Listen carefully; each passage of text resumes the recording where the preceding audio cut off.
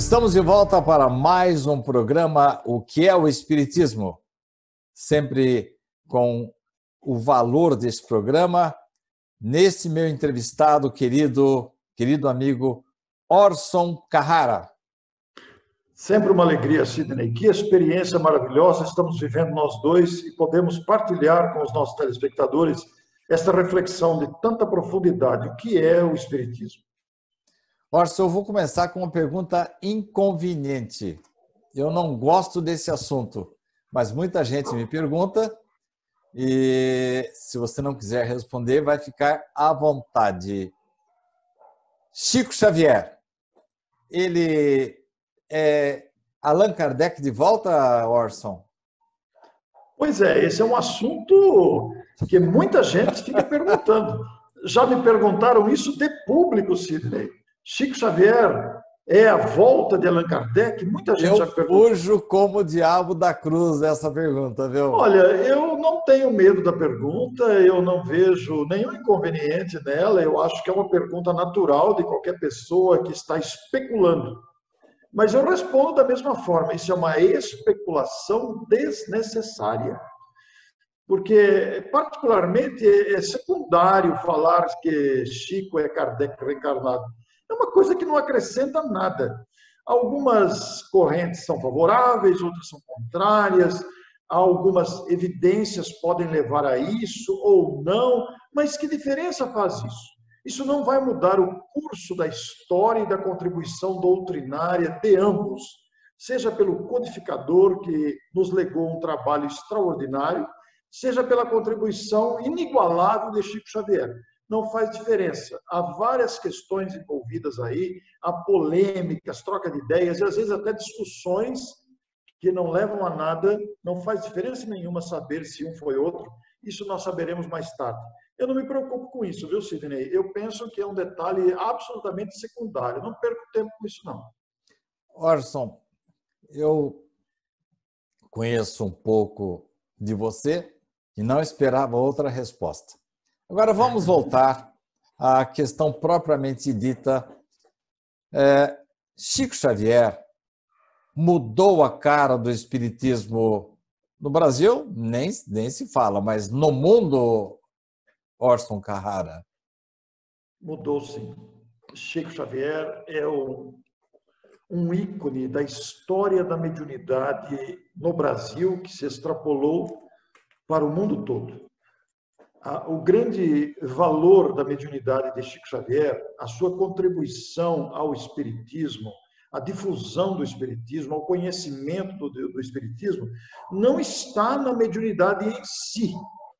Apesar de todo o valor da obra doutrinária, dos mais de 400 livros psicografados, a doação dos direitos autorais a obras de assistência, o que prevalece na grande personalidade de Chico Xavier e o que chama atenção verdadeiramente, apesar, repito, de toda a produção literária do grande médium, da facilidade que ele tinha para isso.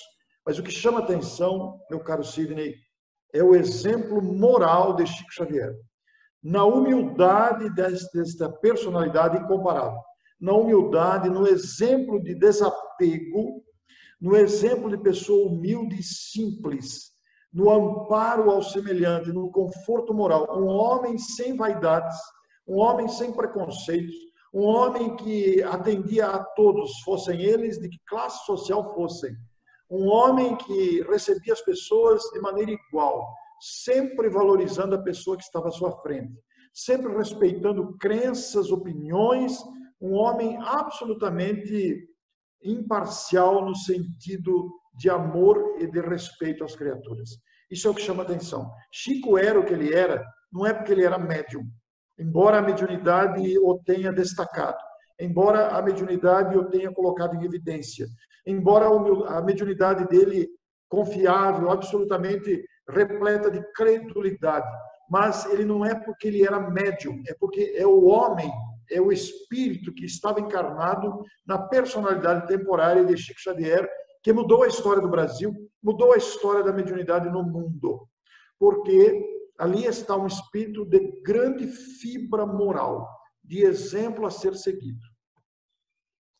O Chico teve várias fases. E eu, Sim. no transcorrer do programa, vamos tentar, pelo menos, citar alguma coisa sobre elas. Mas o que me chama a atenção, Orson, no estudo das obras básicas de Allan Kardec, primeiro, o linguajar delas foi calcado na língua, no modo de se expressar do século XIX. Isso já é um obstáculo para as pessoas entenderem perfeitamente o pensamento do codificador. Agora, eu não vejo outra maneira de ver, de encarar, de entender tudo aquilo que Kardec nos deu teoricamente. É claro que com muitas ilustrações na Revista Espírita, ou mesmo alguns casos que ele conta no Livro dos Médiuns, ou mesmo nas comunicações que encontramos no livro Céu e Inferno, mas Chico Xavier nos trouxe a grande coleção de André Luiz, A Vida no Mundo Espiritual, um verdadeiro repórter da espiritualidade que provavelmente tinha atrás dele, não sei se talvez Emmanuel e outros espíritos de escola, para compor uma obra extraordinária que veio ilustrar, dar nomes, imagens, casos, e nunca deslustrou em nenhum momento o que Kardec disse. Em André Luiz, jamais encontramos qualquer desvio da codificação. E Emmanuel, para mim, o maior exegeta do Evangelho de todos os tempos, que consegue, você e eu escrevemos, um trabalhão danado para passarmos o nosso pensamento em 2, 3, 4 laudas. E Emmanuel consegue fazer isso, como, por exemplo, num livro como Vinha de Luz ou Fonte Viva, um trechozinho de nada, você tem material para pensar durante a semana inteira, inspiração para artigos, para livros. Orson, a obra, só falando em André Luiz e Emmanuel, a obra de Chico, ao meu ver, tornou-se indispensável para a interpretação e ilustração de Kardec. O que você acha? Perfeitamente. A obra de Chico complementa o trabalho de Kardec, porque a obra de Chico ela dá a visão ampliada dos princípios básicos exarados na obra da codificação. Porque Kardec constitui a base doutrinária que você vai entender quando ler um livro de André Luiz, por exemplo. Quando ler as explicações de Emmanuel, você tendo a base doutrinária de Kardec, você entende com muito mais amplidão.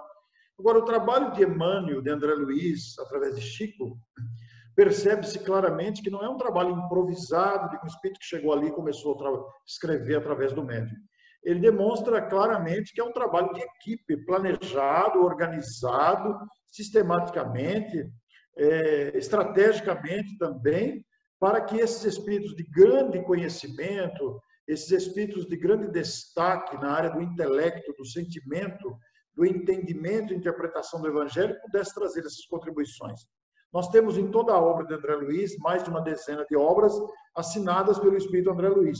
Mas por trás está toda uma equipe de espíritos envolvidas com esse projeto de esclarecimento da obra recebida por Francisco Cândido Xavier.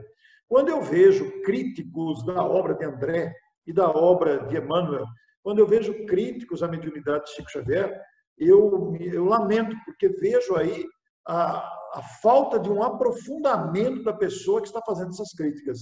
Faltou enxergar globalmente esse trabalho de excelência que ainda não foi compreendido, dada a sua grandeza. Orson, eu quero, até o final do programa, quero que você comente cada uma das fases do Chico. Se eu deixar escapar alguma delas, você pode me corrigir. Mas Sim. Antes de entrarmos nesse assunto, uma das críticas que é feita ao trabalho de Chico, ou propriamente de Emmanuel e André Luiz, é o de que não houve aquele princípio tão defendido ferrenhamente por Kardec, o da universalidade dos espíritos. Para aqueles que nos acompanham e não sabem exatamente o que é isso, Kardec submetia as perguntas que ele fazia aos espíritos, passava essas perguntas por vários crivos. Ele mandava para um médium do sul da França, um médium da Espanha, um médium da Inglaterra, da Alemanha, e ele era um poliglota. Ele, com certeza, tinha muita facilidade para corresponder-se com essas pessoas. E com Chico não aconteceu isso. Centralizou-se toda a obra nele. O que você me fala dessa crítica? É uma crítica sem fundamento, porque o Chico provou, através do tempo, a sua fidelidade ao trabalho a que se confiou. Porque, apesar da crítica exarar e buscar ali fundamentar-se na orientação que está em O Evangelho segundo o Espiritismo, autoridade da doutrina espírita, universalidade do ensino dos espíritos, apesar disso, o Chico provou, através da sua vivência de humildade, iniciada lá em 1927 e consagrada através das décadas até os nossos dias, ele provou pelo seu trabalho, pelo seu desprendimento, pela sua humildade, que ele não teve nenhum interesse por trás disso. Ele simplesmente foi um instrumento fiel dos espíritos. Ele simplesmente foi um instrumento que se fez dócil às instruções de espíritos sábios, de espíritos preocupados com a evangelização da humanidade, de espíritos que trazem dentro de si, no coração, fervendo de ideal, no coração saturado de amor ao semelhante, essas orientações que traduzem o pensamento de Jesus. Então, são críticas precipitadas, a meu ver, Sidney. São críticas que não avaliaram o conjunto, estão presos em pontos isolados, porque não compreenderam ainda a totalidade. É preciso enxergar globalmente e não no interesse particular. Chico mostrou-se um médium absolutamente fidedigno, porque todas as orientações que vieram, todas as comunicações que vieram através de Chico, estão perfeitamente cabíveis dentro do critério doutrinário de Allan Kardec, muito bem estabelecido na obra da codificação. Porque se fizermos comparações, se fizermos análises ponderadas, imparciais, sem o espírito de paixão, veremos a coerência que há entre as afirmações de André Luiz, entre as afirmações de Emmanuel, para isso. Por outro lado, há que se considerar também, Sidney, que nós, os estudiosos, os pesquisadores, os espíritas da atualidade, existem alguns estágios desses escritos de Emmanuel que ainda não alcançamos. Daí surgirem essas críticas, muitos detalhes, muitos parâmetros, muitos posicionamentos desses espíritos que servem de justificativa a essas críticas, se deve ao fato do nosso não alcance ainda, do nosso não amadurecimento. Porque a obra de Emmanuel denota um espírito sábio, um espírito cujas informações vão se confirmando através do tempo. André Luiz também. A ciência vai comprovando afirmações feitas por André Luiz, por Emmanuel, recebidas por Chico, e constatadas através do tempo, gradativamente. Então, esses detalhes devem ser levados em conta antes da crítica destrutiva, da crítica precipitada que consideramos a nosso ver. Claro que o Chico não é um espírito perfeito. Está sujeito a falhas, está sujeito a pequenos problemas de filtragens? É claro que sim. Isso deve ser levado em conta também. Algumas possíveis adaptações provenientes de filtragem mediúnica, isso também pode acontecer. Mas fundamentar a crítica em jogar pelo esgoto, jogar pelo ralo, a obra de Chico, de Emmanuel, de André Luiz, me parece uma atitude bastante leviana. Orson, você sabia que Emmanuel, em dado momento, pediu para Chico esquecê-lo? Perfeitamente, é uma passagem muito conhecida. Se um dia você ver que eu contrariei Kardec, você fique com Kardec e me esqueça. Essa Rapaz, eu não frase consigo demonstra... pegar você nessas Colocá-lo em saia curta, em saia justa, hein? Essa colocação de Emmanuel é fabulosa, é sensacional. A obra do homem Chico Xavier, do médium Chico Xavier, deve merecer de nós o maior carinho, a maior atenção, a maior gratidão. Ele se fez intérprete fiel dos espíritos responsáveis por esta regeneração da humanidade, na qual se inclui um espírito que foi senador, orgulhoso, que teve um encontro pessoal com Jesus, que trazia dentro de si preconceitos e que foi capaz de vencer os próprios preconceitos e abraçar esta obra memorável. Eu penso, Sidney, sem medo de falar aqui, que os críticos de Emmanuel não o conhecem. Ele está encarnado? Essa é outra especulação secundária. Que diferença faz ele estar encarnado desculpa, ou não? Orson, mas eu estou aqui na função de repórter. Não, e você faz muito bem. Eu tenho que fazer perguntas instigantes. Não, eu acho que você tem que fazer esse tipo de pergunta. Porque muita gente fica querendo procurar, fica querendo achar o Emmanuel. Onde que está? Que cidade do estado de São Paulo ele está? Porque o Chico teria dito que Emmanuel é reencarnado numa cidade do interior paulista. Que diferença faz? Por outro lado, Sidney, cá comigo, isso é um pensamento meu. Não significa um pensamento espírita, é um pensamento do Orson, um escritor, um estudioso, um palestrante espírita como você. Um espírito desta envergadura não vai passar desapercebido, Sidney. Daqui a pouco ele vai aparecer. É impossível, é impossível.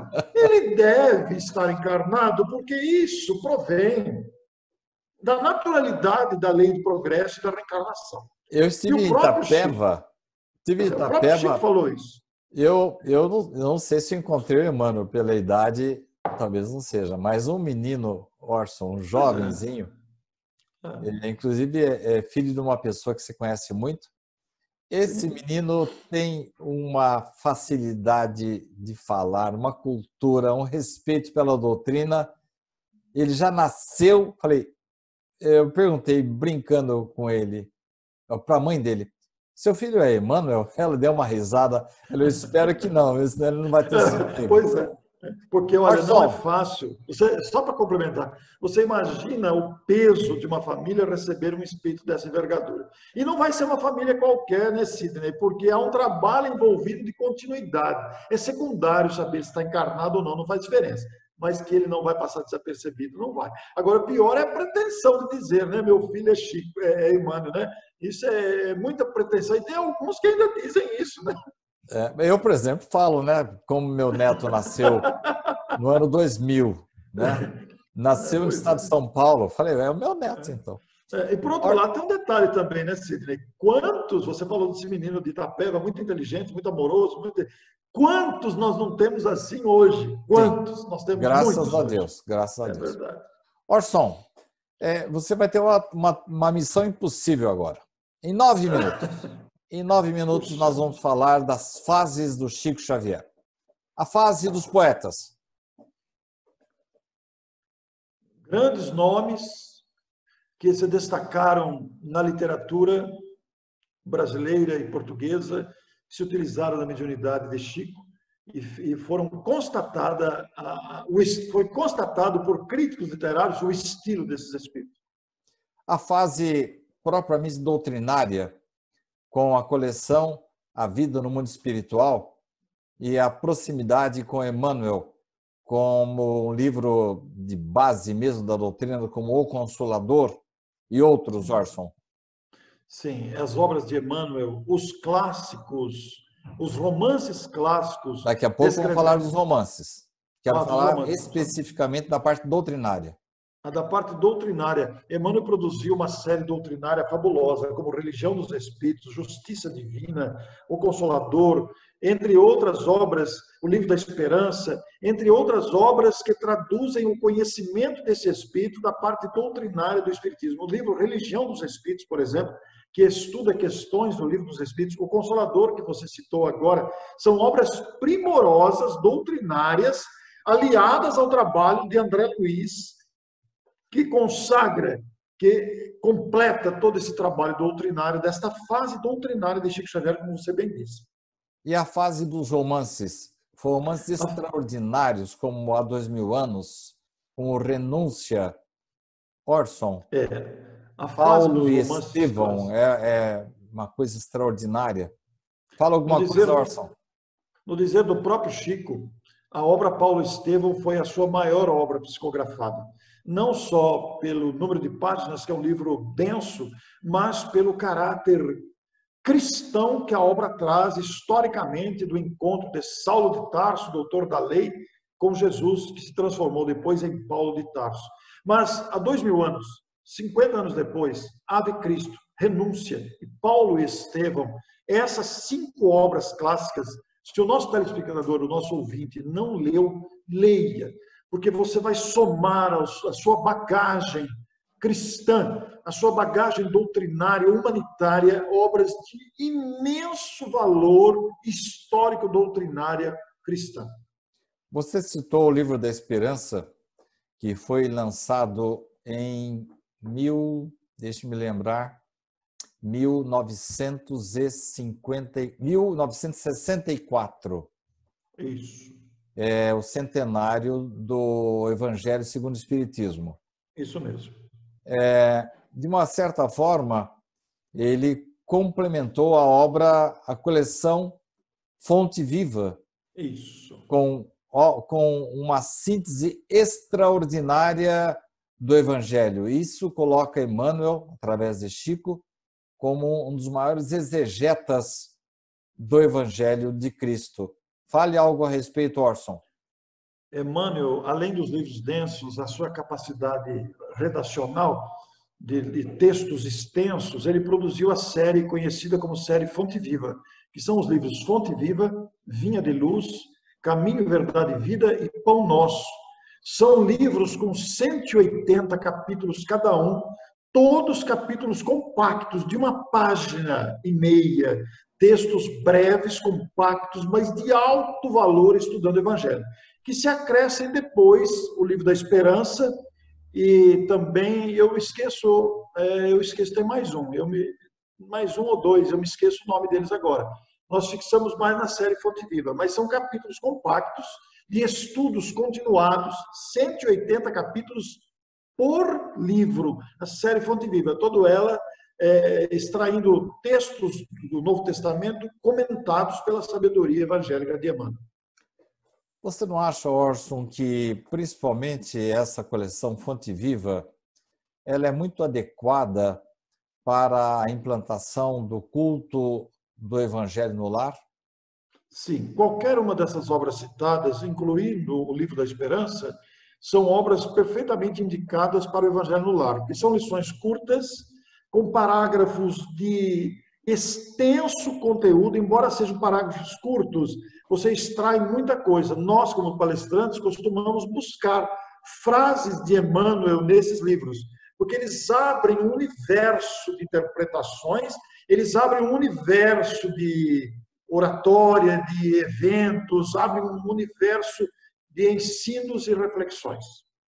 Orson, finalmente, uma fase de Chico Xavier, já no finalzinho da sua vida, que trouxe um reboliço danado na sociedade brasileira, a ponto de atrair muitas pessoas não espíritas, pessoas ligadas à imprensa, aos grandes programas de televisão, quando ele começou a receber as mensagens dos jovens desencarnados, Orson.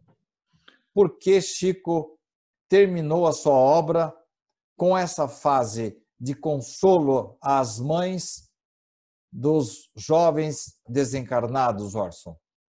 Antes de falar dessa fase, Sidney, até porque para ficar registrado aqui e não nos esquecermos, vamos nos referir apenas à fase que projetou a figura de Chico Xavier com o Pinga-Fogo na TV Tupi na década de 70. 71. E também, 71. E também o episódio escandaloso com Humberto de Campos, né, que gerou um processo na Justiça, e o Dr. Miguel Timpone, advogado da Federação Espírita Brasileira, conseguiu isentá-lo, porque a família processou o médium, a editora, por direitos autorais. Isso projetou o médium na grande imprensa mundialmente e resultou no livro A Psicografia ante os Tribunais.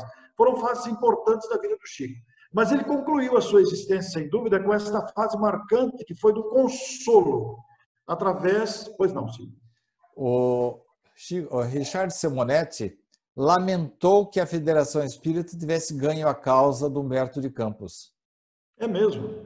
Porque se ficasse registrado na anais jurídicos que ela tinha que pagar uma indenização para a família de Humberto de Campos, estaria registrado indelevelmente a comunicabilidade dos espíritos em cartório, nos anais jurídicos. Isto é, a federação teve que pagar direitos autorais de um morto. E era verdade, então, né? Isso sem considerar que o estilo de Humberto de Campos foi reconhecido por seus próprios críticos literários. É muito interessante. E pela mãe dele. E pela mãe dele.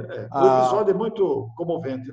A mãe de Humberto, numa das obras aí recentes, ela fala a respeito desse assunto. Orson, 30 segundos para me falar da fase dos jovens e depois das suas despedidas. Muito bem. A fase de conforto trazida por Chico Xavier nas psicografias de entes queridos desencarnados demonstra esse caráter consolador da mediunidade. Demonstra esse caráter confortador que o Espiritismo traz aos corações. Prova a imortalidade da alma através de detalhes que o médium é capaz de trazer tantos detalhes que só os familiares conhecem. Isso demonstra a mediunidade fidedigna de Chico Xavier, de respeito às famílias, às criaturas que sofrem com a dor da separação e exalta a imortalidade da alma. Então, nós queremos agradecer aqui a Chico Xavier. Pois não. Todas as mães receberam mensagens? Nem todas as mães receberam mensagens. Eu tive fazendo umas contas aí, Orson. Sim. Conta minha. Das 300 mães que compareciam nas sextas e sábados lá em Uberaba, se tanto 10% nos 2 dias. Alguém poderia perguntar por que isso, né?